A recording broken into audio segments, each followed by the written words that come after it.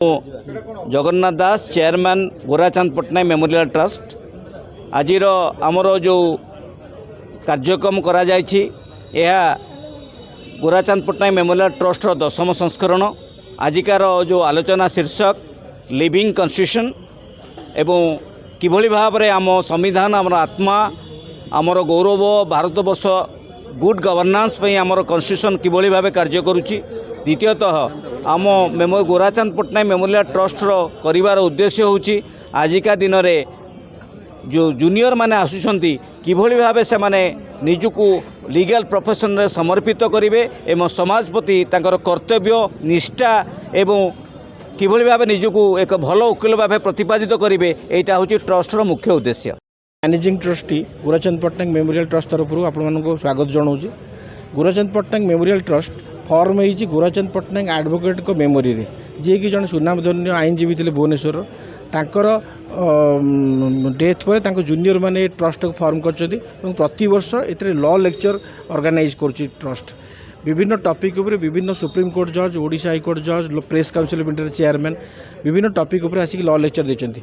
आज law lecture issue होची living the constitution of India 1950 मसीह जब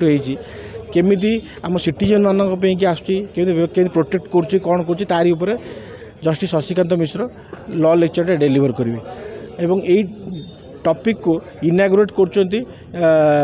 आज लॉ लेक्चर को इनागुरेट कर सीतांशु द्विवेदी जे कि अध्यक्ष अच्छा ओडिशा आईनजीवी परिषदर एवं सी भी आज बहुमूल्य समय देखिए आज आसिक आम भर अच्छा आज भुवन फंक्शनटा को अटेंड कर Bhubaneswar judicial officers lawyers professors law students and after all members of the bar from Bhubaneswar and Cuttack. Gorachand Pattnaik कौन मेमोरी रही कौन अवदान भुवन 1962 मसीह गोराचंद पट्टनायक एडवोकेट हिसाब से एनरोल करते एवं सेबे प्रथम पुरी रे एडवोकेट थिले तापर भुवनेश्वर जिते से राजधानी है भुवनेश्वर आसिक शिफ्ट कर प्रैक्टिस भुवनेश्वर से 5 दशक धरिकी वकिलाती कर 4 दशक धरिकी वकिलाती कर वकिलाती बहुत गरीब खटिकिया ये लोक मान बहुत केस लड़ी जदिव बड़ बड़ क्लाएंट मैंने थे लेकिन सी सब भल पाती गरीब लोक न्याय देवाई तेणुक से बहुत शांति पाउले एवं तांकर क्यारियर भितर से बहुत लोग उपकृत कर सेल्फलेसली बहुत लोगों काम कर बहुत मेमोरी बहुत लोकर अच्छी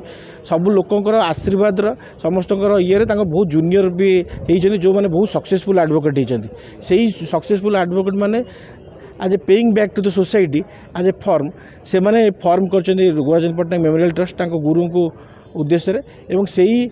उद्देश्य फॉर्म कर ट्रस्ट एवं ट्रस्ट प्रति वर्ष ऑर्गेनाइज कर लॉ लेक्चर एवं विभिन्न सोशल एक्टिविटीज